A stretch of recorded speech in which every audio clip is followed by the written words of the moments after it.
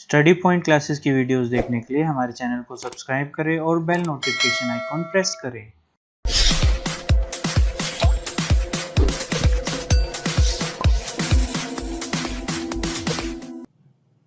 नमस्कार दोस्तों, स्वागत है आपका स्टडी पॉइंट क्लासेस की एक और वीडियो में। और इस वीडियो में आज हम डिस्कस करने वाले हैं इंटरनेशनल इंफॉर्मेशन सिस्टम। ये हमारा बहुत इंपॉर्टेंट टॉपिक है हमारे आने वाले एग्ज़ाम केवीएस और यूजीसी नेट के लिए। वीडियो शुरू करने से पहले अगर किसी ने हमारे चैनल स्टडी पॉइंट क्लासेस को सब्सक्राइब नहीं किया है, हमारे चैनल को सब्सक्राइब कर लीजिए, नोटिफिकेशन बेल आइकॉन प्रेस कर लीजिए ताकि जैसे ही कोई नेक्स्ट वीडियो अपलोड हो आपको नोटिफिकेशन आ जाए। जो स्टूडेंट केवीएस लाइब्रेरियन का पेड बैच हमारा ज्वाइन करना चाहते हैं तो 6 तारीख से हमारा ज्वाइन हो रहा है, 6 जनवरी से। और एक पेड बैच हमारा ऑलरेडी चल रहा है शाम को 9 बजे। ये नया बैच अगर कोई ज्वाइन करना चाहता है तो नीचे गए डिस्क्रिप्शन में जाके वहाँ पर जाके अप्लाई कर सकते हैं। इंटरनेशनल इंफॉर्मेशन सिस्टम, जो इंटरनेशनली इंफॉर्मेशन सिस्टम और नेटवर्क्स हैं वो कौन कौन से हैं, तो उनमें सबसे पहला और इम्पोर्टेंट है INIS, इंटरनेशनल न्यूक्लियर सिस्टम। ये भी फुल फॉर्म आता है पेपर में, ठीक है। और ये कब बना था? 1970 में बना था, ठीक है। तो आप देख रहे हो ये 1969 70 के अराउंड ही सारे इंफॉर्मेशन सिस्टम मोस्टली बने हुए हैं, ठीक है। तो हाँ, तो ऐसे ही आता है इसमें से क्वेश्चन। तो जैसे सेंडॉक था वो 1970 में बना था, ये भी 1970 में बना था, इंटरनेशनल न्यूक्लियर सिस्टम। और इसका हेडक्वार्टर कहाँ है? वियना में है। तो इंटरनेशनल एटॉमिक एनर्जी एजेंसी है जो वो इसको स्पॉन्सर करती है और इसका हेडक्वार्टर कहाँ है? वियना में, ठीक है। तो मेन एक्टिविटीज़ क्या है INIS की? पहली एक्टिविटी यही है, जितना भी न्यूक्लियर रिलेटेड कलेक्शन है वो अपडेट रखना, मैनेज करना, उनको इंडेक्स करना, preservation of non conventional nuclear publication, ठीक है। जो जितनी भी न्यूक्लियर पब्लिकेशंस हैं उनको प्रिजर्व करके रखना, मल्टीलिंगुअल जितनी भी क्रिएशन होती हैं इसकी वो क्रिएट करना और ट्रेनिंग प्रोवाइड करना, एक्टिविटी रिपोर्ट। वैसे ही आती नहीं है एक्टिविटीज़, आपसे सिर्फ यही पूछा जाएगा फुल फॉर्म, ईयर और इसका हेडक्वार्टर, ठीक है। अच्छा, एक क्वेश्चन और है इंडिया में INIS जो, अच्छा एक रिकंस्ट्रक्शन हुआ था INIS का, ये कब हुआ था? 2012 में हुआ था। इसके कुछ नए सेक्शंस बने थे। एक तो INIS यूनिट बना था, IAEA लाइब्रेरी यूनिट बना था इसका, और एक सपोर्ट ग्रुप, ठीक है। तो ये वैसे नेट के लिए इंपॉर्टेंट है, हमारे पेपर के लिए इंपॉर्टेंट नहीं है, नेट में ये क्वेश्चन आता है, ठीक है। हाँ, एक क्वेश्चन आ सकता है INIS इन इंडिया में कैसे हम यूज़ करते हैं INIS को? तो बेसिकली इंडिया में जो करता है बेसिकली एक हमारे इंस्टीट्यूशन है बार्क, यानी कि भाभा एटॉमिक रिसर्च सेंटर जो बॉम्बे में है। इसकी नेशनल सेंटर रिस्पॉन्सिबिलिटी है जो INIS एक्टिविटीज़ है इंडिया में प्रोवाइड करवाना, ठीक है। तो बेसिकली क्या करता है, जैसे हमारी जो न्यूक्लियर पब्लिकेशन जो हमारे इंस्टीट्यूट्स हैं न्यूक्लियर जो काम करते हैं उनमें से एक भाभा एटॉमिक रिसर्च सेंटर है। तो ये बेसिकली अपनी पब्लिकेशंस इन INIS सिस्टम को भेजता है और इनके भी जो ऑल ओवर वर्ल्ड में जो पब्लिकेशंस न्यूक्लियर साइंस से ऊपर आ रही हैं, जो इंफॉर्मेशन आ रही है वो वहाँ से रिट्रीव करता है, ठीक है। तो एक तरह से बेसिकली मेंबर कंट्री है इंडिया, इंडिया भी मेंबर कंट्री है INIS का। और उसको मेंबर तो कहाँ से ऑपरेट होता है? वो इंडिया में ऑपरेट होता है BARC से, भाभा एटॉमिक रिसर्च सेंटर से। ये क्वेश्चन आता है बहुत बार, इंडिया में कौन करता है INIS का काम? तो Bhabha atomic research centre Bombay, ठीक है। और कब बना था ये? 1970 में बना था और वियना में इसका हेडक्वार्टर है और इसमें न्यूक्लियर पब्लिकेशन होता है, ठीक है। तो इंटरनेशनल न्यूक्लियर सिस्टम इसका फुल फॉर्म है। नेक्स्ट इसके बाद है हमारे पास एग्रिस, ये भी बहुत इंपॉर्टेंट है। ये क्यों इंपॉर्टेंट है? एग्रिस से नाम से पता लग रहा है ये एग्रीकल्चर से रिलेटेड है। और इंडिया का मोस्टली जो GDP है किस पे है? एग्रीकल्चर पे है। तो एग्रीकल्चर का जो हमारा इंफॉर्मेशन सिस्टम है इंटरनेशनल, ये भी बहुत इंपॉर्टेंट है, इसका भी बहुत यूज़ होता है।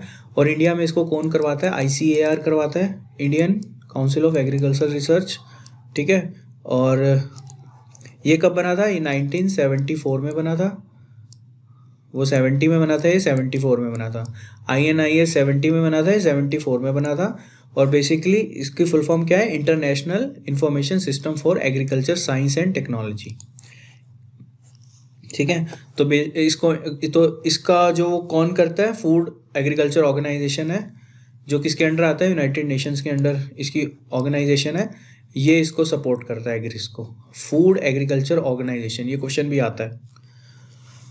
ओके, तो 1974 में बना था और 75 में फुली ऑपरेशनल हुआ था। कहाँ पर? इसका है रोम में, इसका हेडक्वार्टर है। ये क्वेश्चन भी बहुत बार आता है। रोम 75 में ऑपरेशनल हुआ था और स्टार्ट कब हुआ था? ये 74 में। ठीक है, अच्छा, तो एक इसका फर्स्ट इशू आया था एग्री इंडेक्स।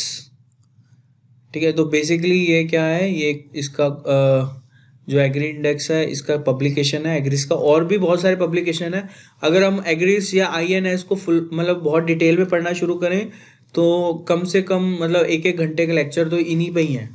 तो इतना आपने डिटेल में नहीं पढ़ना है। पेपर में क्वेश्चन सिर्फ इसका ईयर पूछा जाएगा और कहाँ इसका हेडक्वार्टर है और बेसिकली काम क्या करता है, ये आपको पता होना चाहिए बस। ठीक है, तो इसका जो पहला एग्री इंडेक्स क्या है? तो एग्रीकल्चर से रिलेटेड जितना भी हमारा पब्लिकेशन होता है ऑल ओवर वर्ल्ड, और जितने भी UN के मेंबर्स हैं, और बेसिकली वही सारे मेंबर्स हैं एग्रीस के। UN के कितने मेंबर्स हैं? वो सारे मेंबर्स एग्रीस के भी मेंबर हैं। और फूड एग्रीकल्चर ऑर्गेनाइजेशन है, इसके अंडर ये काम करता है एग्रीस। और 1975 से फुली फंक्शनल था। 1974 में ये बना था, रोम में इसका हेडक्वार्टर है। ठीक है, तो इसका मेन एम क्या है? Basically to build an infrastructure system in the field of information system in the field of agriculture science and technology and related subjects. तो एग्रीकल्चर साइंस टेक्नोलॉजी और रिलेटेड सब्जेक्ट्स के ऊपर जितना भी इंफॉर्मेशन सिस्टम है वो क्रिएट करने के लिए ऑल ओवर द वर्ल्ड एक ये नेटवर्क बनाया गया था। ठीक है, तो it is a collaborative network of agriculture institution of the world.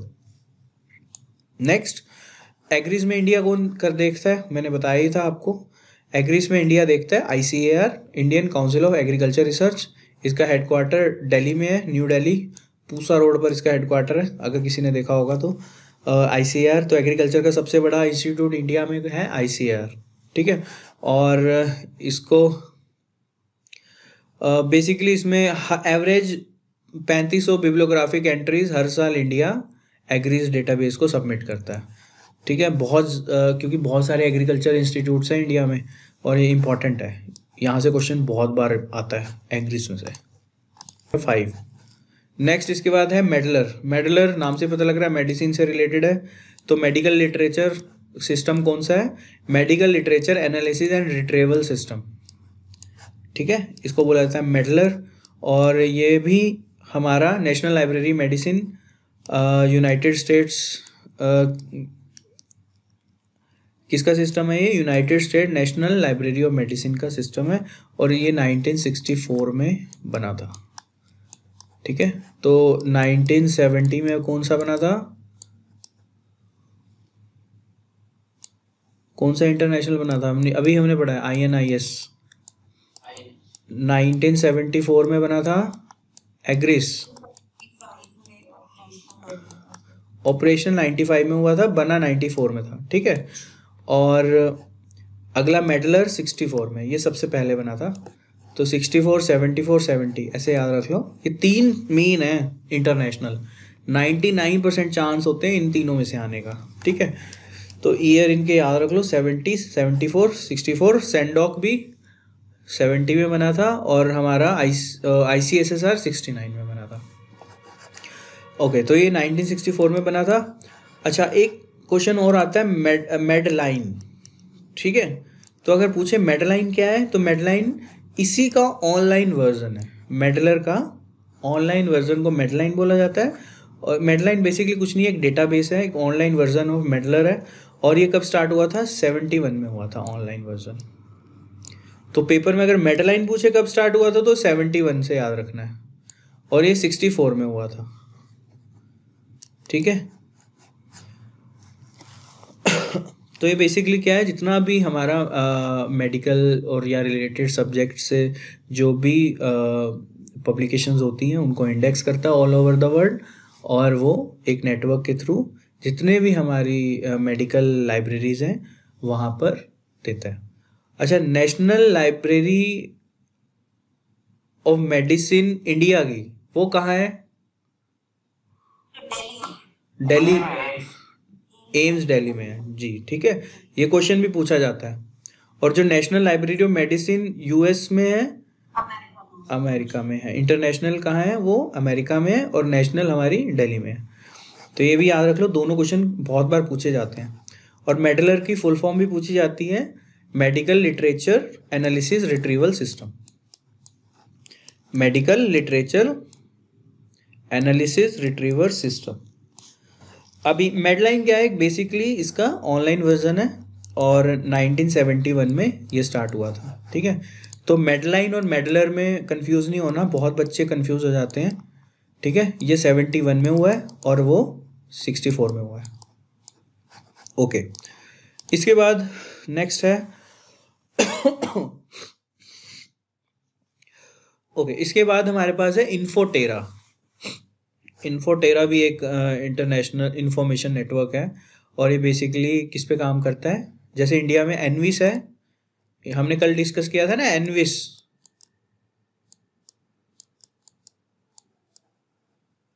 Environment पे इंफॉर्मेशन सिस्टम है, ठीक है। तो ये इन्फोटेरा भी इंटरनेशनल यूनाइटेड नेशन का एनवायरनमेंट प्रोग्राम है, और बेसिकली ये एनवायरनमेंट से रिलेटेड इंफॉर्मेशन एक्सचेंज करता है, और ये भी 1972 में स्टार्ट हुआ था।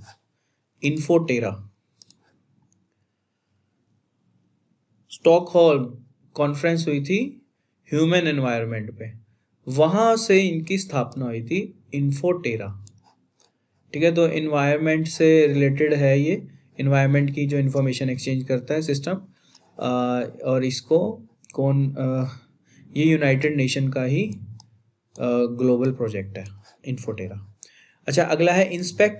इंस्पेक 1969 में 67 में हुआ था, और ये बेसिकली जो इंजीनियरिंग सब्जेक्ट्स हैं हमारे, इंजीनियरिंग सब्जेक्ट्स, इंजीनियरिंग इंफॉर्मेशन, उसका इंफॉर्मेशन सिस्टम है, ठीक है। तो ये इसको कौन पब्लिश करता है? Institute of energy and engineering and technology, UK से ये पब्लिश होता है, इंस्पेक। ओके, तो इसमें कौन कौन सी साइंटिफिक लिटरेचर होती है? Physics, electronics and engineering, electrical engineering, communication, control engineering. तो बेसिकली इंजीनियरिंग सब्जेक्ट्स का ये इंफॉर्मेशन सिस्टम है, ठीक है। और ये हमारा एनवायरनमेंट है, ठीक है। ये इतना इम्पोर्टेंट नहीं है, बट देख लेना, आ जाता है नेट में कई बार ना, ये उसमें मैच द फॉलोइंग में आता है ये इंस्पेक। ओके, नेक्स्ट इसके बाद है ये केमिकल एब्स्ट्रैक्ट सर्विस। ये भी बहुत इंपॉर्टेंट है, यहाँ से भी बहुत बार रिपीट होता है क्वेश्चन, ठीक है। इसकी फुल फॉर्म क्या है? पहले तो फुल फॉर्म ही पूछ लेगी, करंट अवेयरनेस सर्विस नहीं है ये केमिकल एब्स्ट्रैक्ट सर्विस है, और ये कब बनी थी? 1907 में बनी थी। केमिकल मतलब नाम से ही पता लग रहा है, ये जो हमारे केमिकल साइंस होती है, केमिस्ट्री जैसे बोल सकते हैं, या केमिकल साइंस, उसके इंफॉर्मेशन को ये शेयर करता है इंटरनेशनली। ये एक नॉन प्रॉफिट ऑर्गेनाइजेशन है, और कोलंबस ओहियो में इसका हेडक्वार्टर है। ये भी बहुत बार पूछा जाता है, कैस का हेडक्वार्टर कहाँ है, कहाँ लोकेटेड है, ठीक है। तो ये एक अमेरिकन केमिकल सोसाइटी है, उसके अंडर ये नॉन प्रॉफिट ऑर्गेनाइजेशन जो अमेरिकन केमिकल सोसाइटी है, वो उसने इसको एस्टेब्लिश किया था, ठीक है। तो अब ये एक अपना पब्लिकेशन पीरियोडिक इंडेक्स पब्लिश करता है, जिसका नाम है केमिकल एब्स्ट्रैक्ट। बहुत रिन्यूड, बहुत ही हाईली यूज्ड केमिकल एब्स्ट्रैक्ट है ये, ठीक है। और ये बेसिकली जितनी भी रिसेंट पब्लिकेशन होती है, scientific document related to chemical literature world में, उसको एब्स्ट्रैक्ट करता है डेटा। इसके दो डेटा बेसिस हैं कैश के अपने, एक CA+ और एक रजिस्ट्री के नाम से। ये याद रख लेना, 1907 में बना था ये, और ओहियो कोलंबस में इसका हेडक्वार्टर है। और बेसिकली ये क्या करता है? इसका एक केमिकल एब्स्ट्रैक्ट सर्विस का अपना एक एब्स्ट्रैक्ट है जो क्या एब्स्ट्रैक्ट करता है, chemical literature all over the world जो पब्लिश होता है, और इसके 2 डेटाबेसेस है, CA plus, chemical abstract plus और रजिस्ट्री। ओके, ये इंपॉर्टेंट है, ये वाला केमिकल एब्स्ट्रैक्ट वाला आ सकता है इस बार ये।